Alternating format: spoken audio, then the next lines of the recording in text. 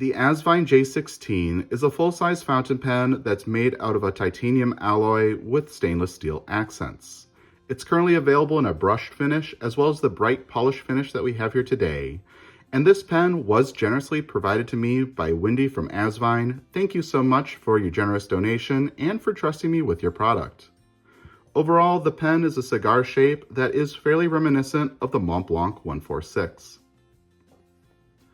The top finial has a conical shape and it's separated from the cap with a single metal band, which includes a bent metal clip.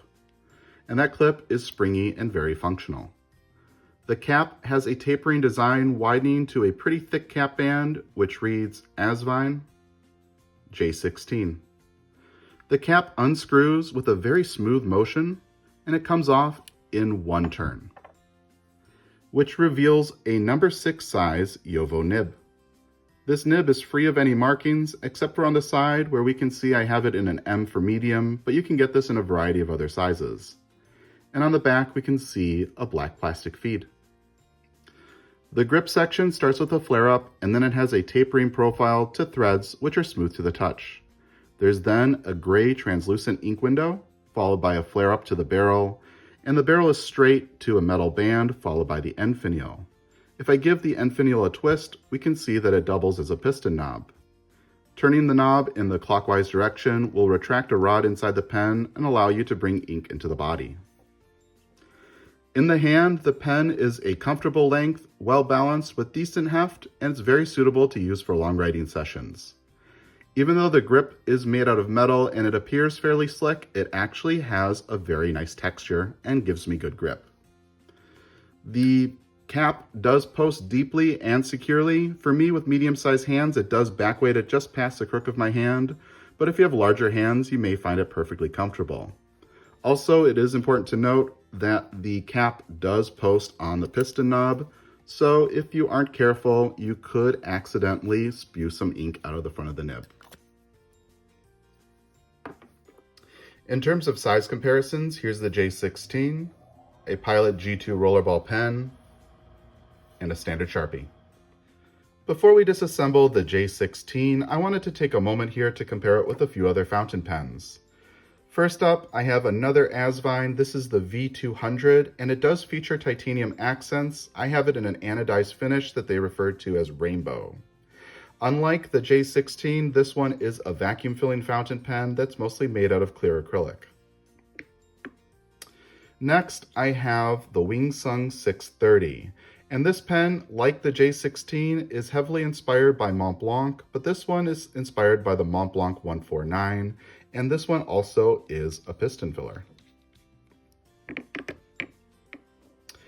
Next up, I have one more fountain pen that is inspired by the Mont Blanc 149. This is the Jinhao X159. And unlike these other two pens, this one is not a piston filler, but actually uses a cartridge converter system.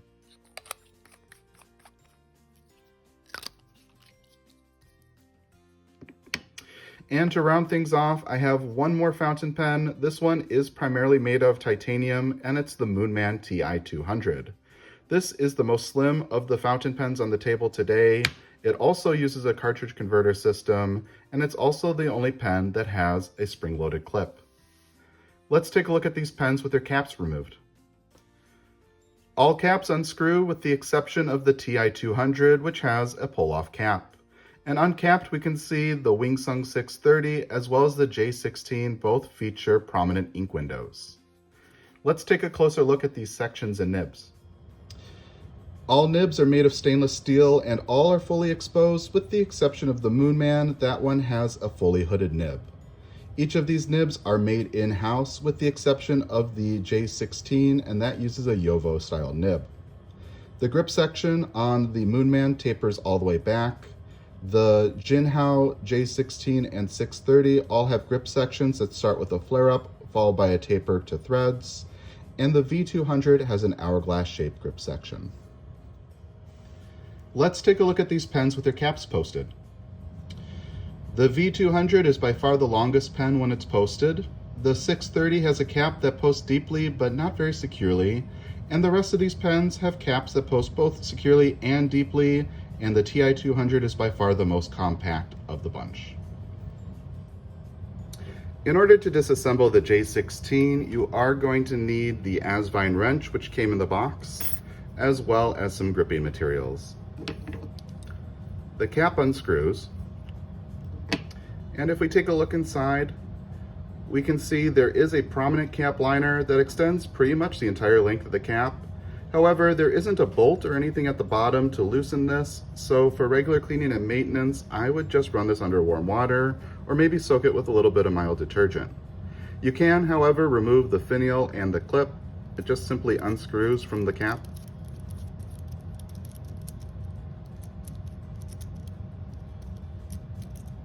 And they are held together on this bolt, which is loose inside, but again, I haven't found an easy way to remove it out of the front. In terms of the pen itself, you can unscrew the nib and feed from the front. And they are held in place in this nib collar. If you hug them with the gripping materials, you can pull them straight out. And then they separate just like that. The grip section does not unscrew from this pen, but there's a pretty generous opening, so if you wanted to just flush this pen with a blunt needle syringe, you could do that just fine. In terms of removing the piston itself, unscrew the back piston knob. In doing so, you can see two flats. We'll grab a hold of those flats with our wrench and give that wrench a clockwise turn.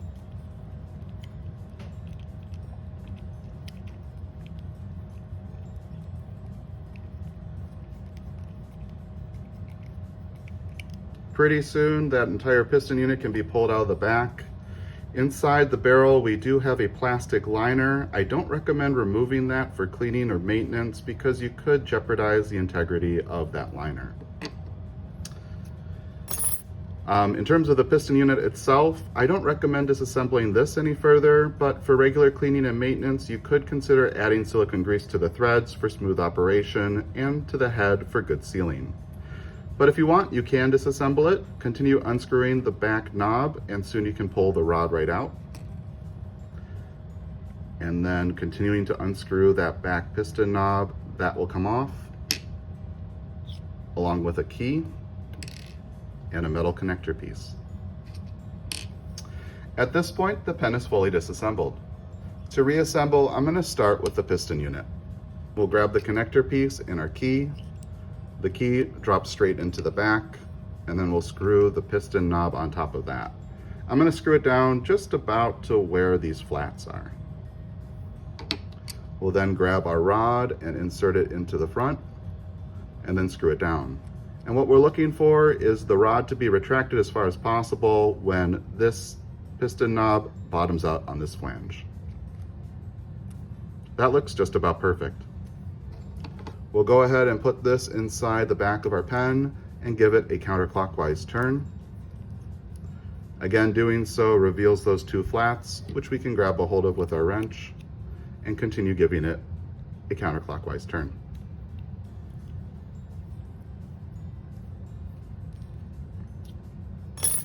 At this point, the piston should be fully functional. That looks great. In terms of the nib and feed, the feed does not have any fins to orient the nib, so we're going to first install that into our nib collar. And the collar is keyed, so in one orientation, the feed's going to go a little bit deeper into it, right there. We'll then grab our nib and install it into that nib collar. And I'm going to grab my gripping materials and push it down. We want to push it as far as we can, and then also make sure that the shoulders of the nib line up with the shoulders of the feed. That looks just about perfect. We'll go ahead and reinstall that into our pen.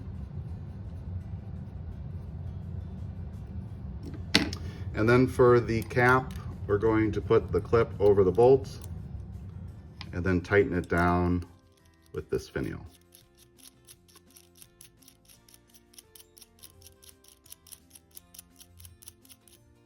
As I get towards the bottom of the threads, I'm going to orient my clip. I like to have it aligned with the Asvine, and then we'll just tighten it finger tight.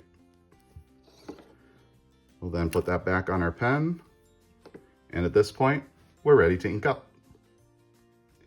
Inking up the J16, today I selected J Herbin Verdigris, which is a nice gray ink with a bit of a green tint, and I feel like it matches the ink window on this pen pretty nicely. We'll remove the cap from the bottle and the pen. Unscrew the piston knob. Put the nib into the ink and drop the piston. In order to get a full fill, I'm going to expel ink and then draw it up one more time. It's a little bit difficult to see, but that looks like a nice full fill. Go ahead and wipe off our nib. Cap up our pen, as well as our ink. And at this point, we're ready to write. Okay, writing with the Asvine J16. Cap unscrews.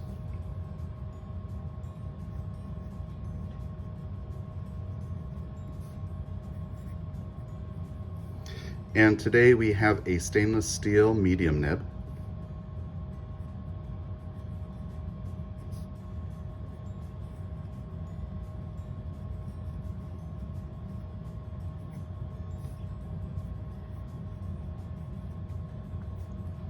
And it's a beautifully tuned nib. Really, that shouldn't be a surprise because it is made by Jowo. It's smooth with feedback that I would say is a little bit smoother than a number 2 pencil. It has great ink flow, and I guess if there was anything negative to say about its performance, I would say that this nib is fairly stiff. You aren't going to get much flair when you're writing with this nib, but that's okay because it does make for a great note taker. In terms of our ink, today we have one by J Herbin, and it is called Verdigris. For flex, I'm going to turn the page.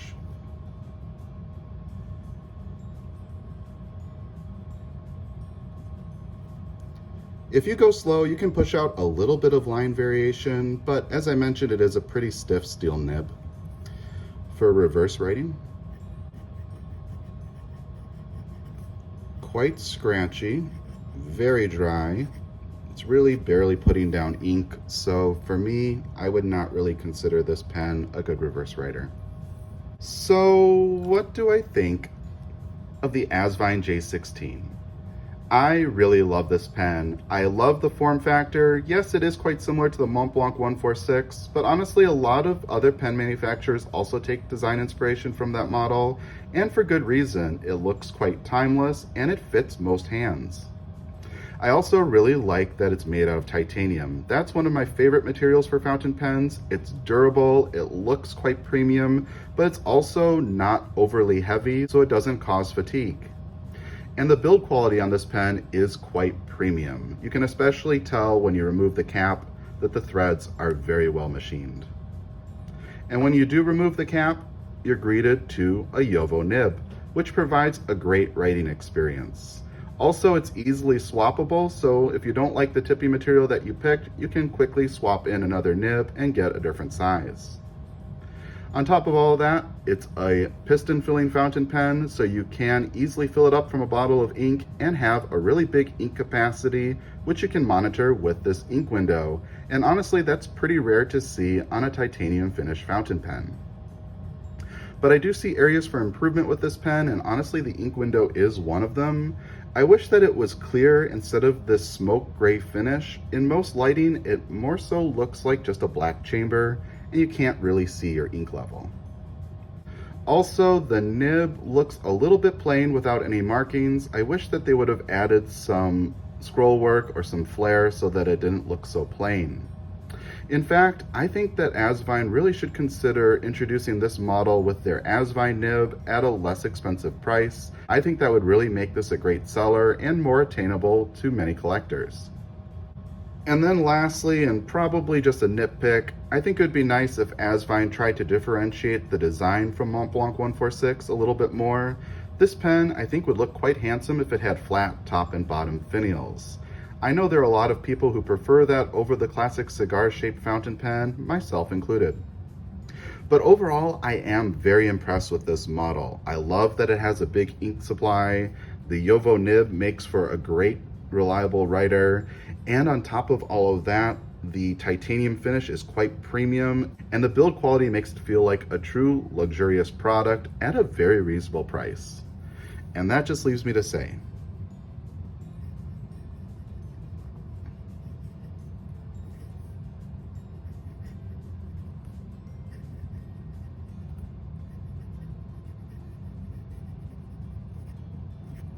thank you for watching.